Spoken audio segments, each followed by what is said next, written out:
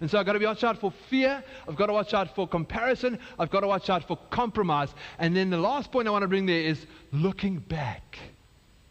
Too old. When I'm out of a season and God is moving me forward, looking back to the familiar is what holds us back. Are you with me?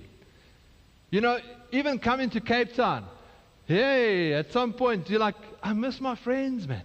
I miss my church community where we were. It was lekker. People knew my name. I even had a designated parking spot. No, I didn't. I seriously didn't. I was just early, so I always parked at the same spot under the shady tree. But because I was worship team.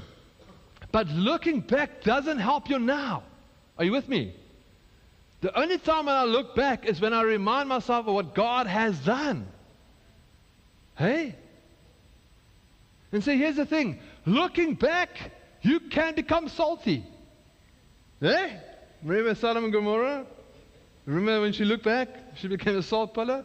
So don't look back, you'll become a salty crack.